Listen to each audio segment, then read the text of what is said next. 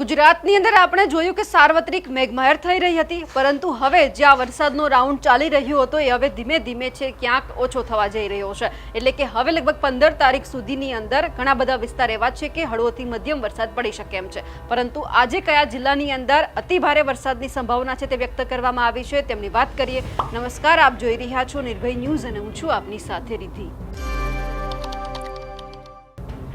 ગુજરાતની અંદર અત્યાર સુધી જોયું કે સાર્વત્રિક મેઘમહેર થઈ રહી છે, પરંતુ આજે અમુક વિસ્તારને બાદ કરતા આખા ગુજરાતની અંદર ક્યાંક હળવોથી મધ્યમ વરસાદની સંભાવના છે તે વ્યક્ત કરવામાં આવી છે। દક્ષિણ ગુજરાતના અમુક જિલ્લાઓ એવા છે કે જ્યાં અતિ ભારે વરસાદની એટલે કે રેડ એલર્ટ આપવામાં આવ્યું છે, પરંતુ હવે ધીમે ધીમે છે આ વરસાદ પણ ઓછો થઈ જશે અને હવે જે વરાપ છે તે નીકળવાની પણ આગાહી અત્યારે કરી દેવામાં આવી છે।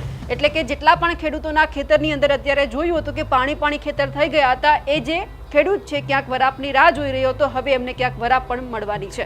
પરંતુ આ સાથે સૌથી પહેલા એ ચર્ચા કરીએ, બપોરના 12 વાગી રહ્યા છે, અત્યારથી લઈ અને સાંજ સુધીમાં કયા એવા વિસ્તાર છે કે જ્યાં રેડ એલર્ટ આપવામાં આવ્યું છે। સૌથી પહેલા આપણે વાત કરીએ કચ્છની, કે જ્યાં કોઈ જ વરસાદની આગાહી નથી કરવામાં આવી।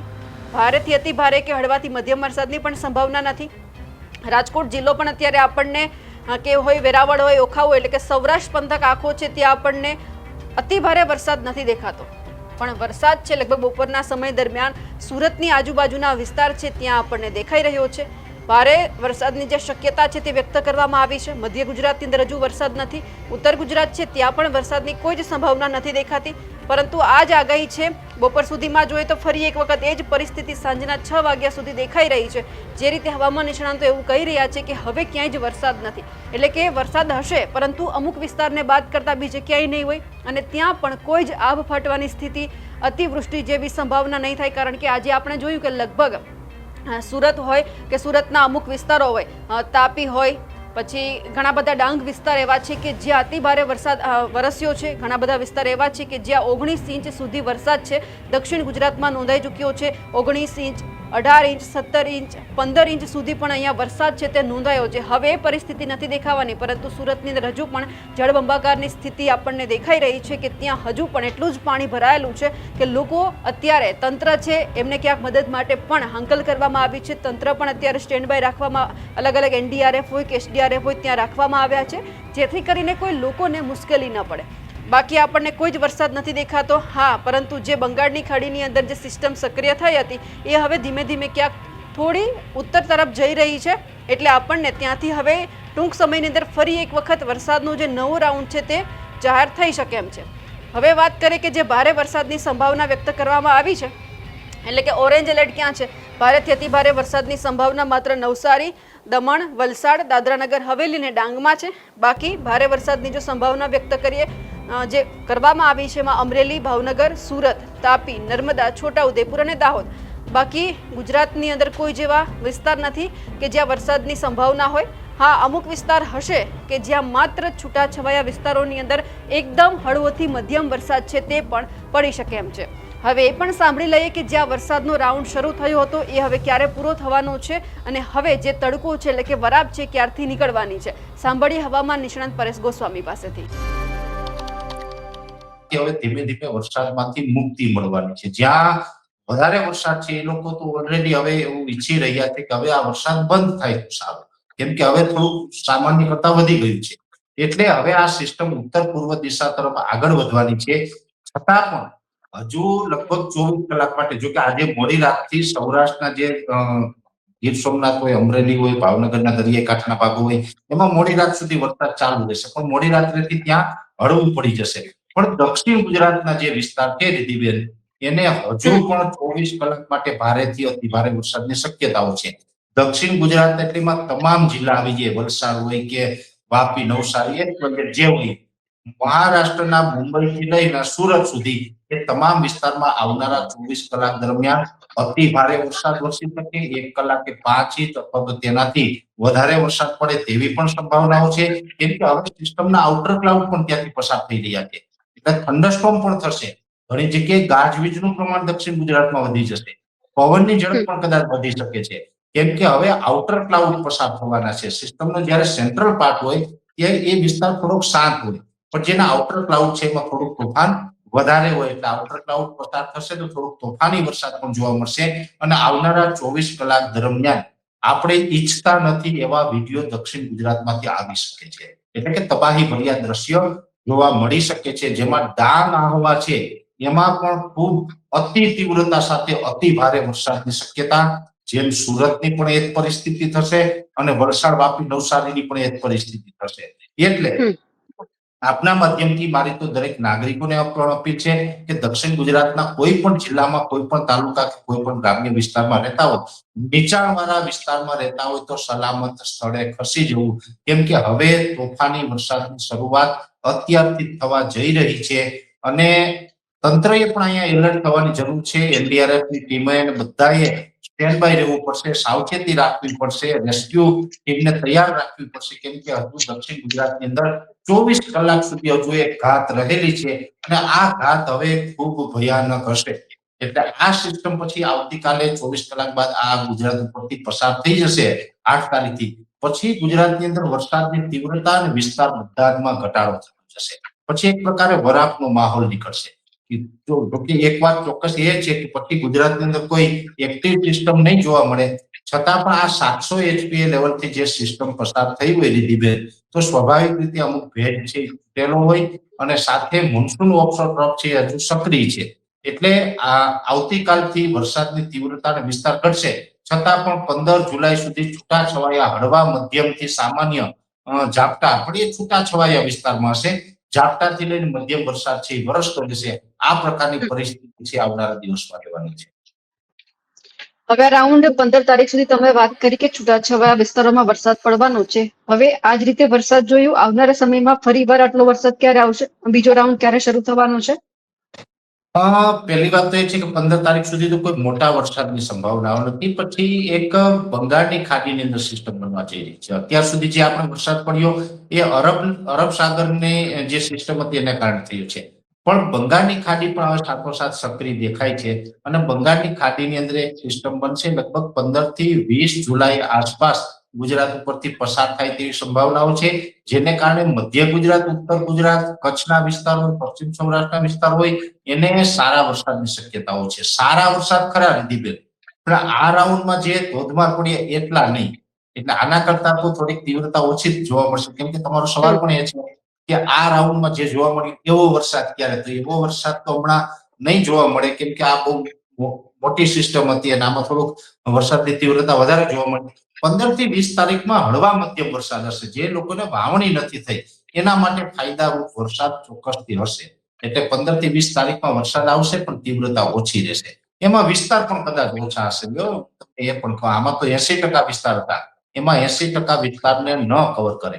પછી સાર્વત્રિક રાઉન્ડ જે આવશે એ તો પછી જુલાઈના એન્ડમાં આવશે, એટલે કે 25 થી 31 જુલાઈ સુધીનું જે સેશન હશે એમાં પાછો સાર્વત્રિક રાઉન્ડ હશે. એની તીવ્રતા અને વિસ્તારની દ્રષ્ટિએ ખૂબ સારો રાઉન્ડ હશે, એટલે એની અંદર પાછો ભારેથી અતિ ભારે વરસાદ વરસે એવી શક્યતાઓ છે. બાકી 15 થી 20 તારીખમાં વરસાદ ચોક્કસથી થશે, પણ એટલો ભારે વરસાદ નહીં હોય. આમ જોવા જઈએ તો લગભગ ઉનાળા દરમિયાનથી અમે એક વાત કરતા આવ્યા છીએ, મે મહિનો હોય કે જૂન મહિનો હોય, આપણે અલ્નીનોની ચર્ચા ઘણી કરી હતી કે અલ્નીનો આવશે. ઘણી બધી ચેનલે, ઘણા બધા વેધર એક્સપર્ટે બતાવ્યું કે અલ્નીનોને કારણે દુષ્કાળ પડશે, આમ થશે, તેમ થશે. પણ હું એક વાત ચોક્કસથી કરતો હતો, ભાઈ અલ્નીનો સક્રિય થવાનો છે એમાં ના નથી, છતાં ગુજરાતનું ચોમાસું નબળું નથી થવાનું. શું કામ? તો કે આપણા માટે આઈઓડી છે ફાયદાકારક રહેશે. આઈઓડી નું ફૂલ ફોર્મ થાય ઇન્ડિયન ઓશન ડિપોલ, એટલે કે જે હિન્દ મહાસાગરનું તાપમાન છે એ ફેવરેબલ રહે છે અને એને કારણે અરબ સાગરને કાંઠે આવેલા 5 રાજ્ય છે, ગુજરાત, મહારાષ્ટ્ર, કોંકણ, ગોવા, કર્ણાટક અને કેરળ, 5 રાજ્યનું ચોમાસું મધ્યમથી સારું થશે. એ જ મુજબની અત્યારે જુલાઈમાં શરૂઆત પણ દેખાય છે અને ચોમાસું પૂર્ણ થતા આપણું ચોમાસું ઓલ ઓવર પૂરું થાય ત્યાં સુધીમાં એવરેજ ઓલ ઓવર ગુજરાતમાં, પછી ભલે કોઈ વિસ્તારમાં વધારે હોય, કોઈ વિસ્તારમાં ઓછો હોય, પણ ઓલ ઓવર ગુજરાતમાં એવરેજ ગયા વર્ષે જે 109% વરસાદ હતો એની જગ્યાએ 90 થી લઈને 93% સુધીનો વરસાદ છે એ નોંધાશે. એટલે ચોમાસું નબળું નથી રહેવાનું. આ જુલાઈ મહિનામાં આટલો વરસાદ પડ્યો, હજી જુલાઈ મહિનામાં 2 રાઉન્ડ આવશે, 15 થી 20 જુલાઈનો, એક 25 થી 31 જુલાઈનો. એટલે જુલાઈ મહિનામાં પણ એવરેજ કન્ટિન્યુ વરસાદ વરસતા રહેવાના છે અને ઓગસ્ટમાં પણ વરસાદ. જો ઓગસ્ટની અંદર એ ભારેથી અતિ ભારે વરસાદની સંભાવના અમે 26 ઓગસ્ટ થી લઈને 6 સપ્ટેમ્બર વચ્ચે જોઈ રહ્યા છે.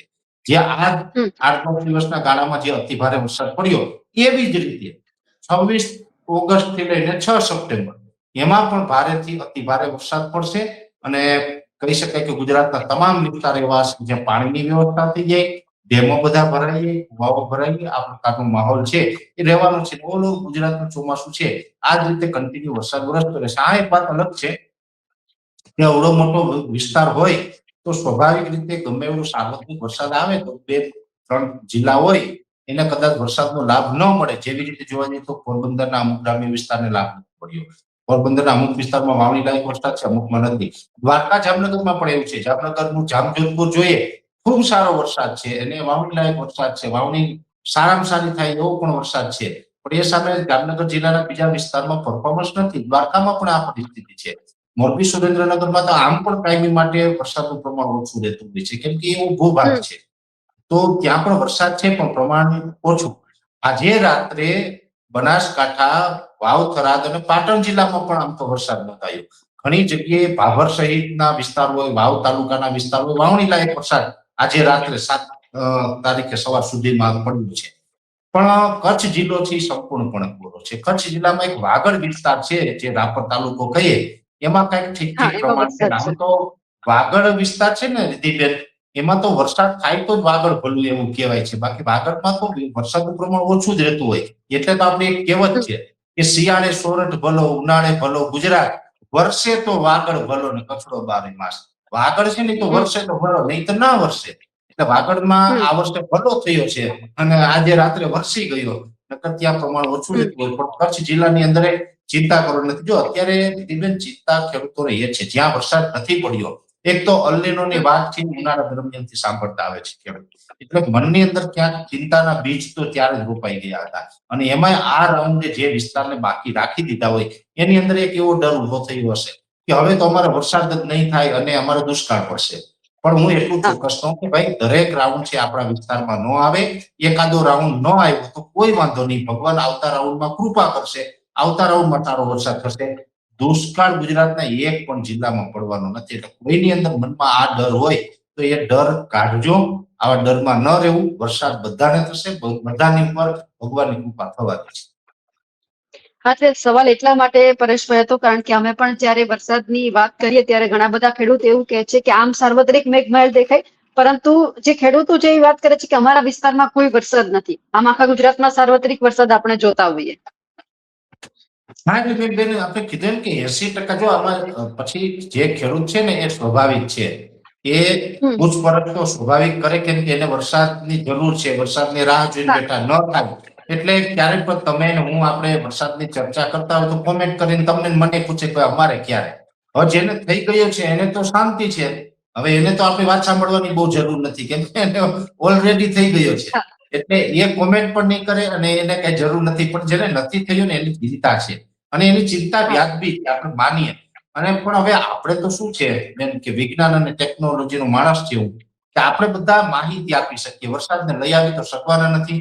આપણે 3 દિવસથી હું આપને એ પણ કહું છું કે ભાઈ પશ્ચિમ સૌરાષ્ટ્રમાં દ્વારકા, જામનગર, પોરબંદર અને કચ્છ જિલ્લો છે આને આ રાઉન્ડમાં બહુ લાભ મળે, સારો એવો લાભ એવી શક્યતા નથી દેખાતી. કેમ કે સિસ્ટમનો જે ટ્રેક છે હવે એ આખો ઊંધી દિશામાં છે. અત્યારે જે સિસ્ટમ સૌરાષ્ટ્રના કાંઠે અને જે દક્ષિણ ગુજરાતના કાંઠે આવી હતી, જો એ ઉત્તર પશ્ચિમ દિશા તરફ આગળ વધી હોત તો કચ્છને અને પશ્ચિમ સૌરાષ્ટ્રને લાભ મળે. પણ હવે એ સિસ્ટમ છે ઉત્તર પૂર્વ તરફ આગળ વધી રહી છે. એટલે હવે ગુજરાત ઉપર થઈને મધ્યપ્રદેશ ઉપર જવાની છે, આમ પશ્ચિમમાં નથી જવાની. એટલે કચ્છને એને હવે લાભ ન મળે. પણ લાભ નહીં મળે છતાં પણ બહુ ચિંતા નહીં કરતા. 15 થી 20 તારીખમાં બંગાળની ખાડીની ભલે બહુ મજબૂત સિસ્ટમ નહીં હોય, મધ્યમ નબળી સિસ્ટમ હશે, ચોક્કસથી સિસ્ટમ પસાર થશે અને કાંઈક ભગવાન કૃપા કરશે એવી આશા રાખીએ આપણે. બિલકુલ, આશા પણ એ જ છે કે જ્યાં વરસાદ નથી આવ્યો ત્યાં વરસાદ વરસે. આપ અમારી સાથે જોડાયા, આપનો ખૂબ ખૂબ આભાર. તમે પરેશ ગોસ્વામીને પણ સાંભળ્યા, પરંતુ ખાસ કરીને હજુ એ પણ જોઈ લઈએ કે જ્યારે વરસાદની આગાહી કરવામાં આવી હતી એટલે કે લગભગ 7 વાગ્યાની પરિસ્થિતિ આપણે જોઈ હતી, 8, 9, 10 વાગ્યાની પરિસ્થિતિમાં પણ જે આખું ગુજરાત છે એ આપણને કોરું દેખાઈ રહ્યું છે. જે ગઈકાલે રાત્રે આપણે જોયું કે છેલ્લા 24 કલાકની અંદર આગાહી જે પ્રમાણે કરવામાં આવી હતી ત્યાં વરસાદ વરસ્યો છે. લગભગ 24 કલાકની અંદર બધી જ જગ્યાઓ ઉપર જે દક્ષિણ ગુજરાતના જે જિલ્લાઓ છે ત્યાં પાણી થઈ ગયું હતું. કલેક્ટરે પણ સમીક્ષા બેઠકનું જે આયોજન છે તે કર્યું હતું. શાળાઓમાં રજા પણ આપવામાં આવી છે. પરંતુ અત્યારે તમારા વિસ્તારમાં કેવો વરસાદ પડી રહ્યો છે એ અમને કમેન્ટ કરીને ચોક્કસથી જણાવજો. સાથે જ અમારી નિર્ભય ન્યૂઝ ચેનલને લાઇક, શેર અને સબસ્ક્રાઇબ કરવાનું ભૂલશો નહીં. નમસ્કાર.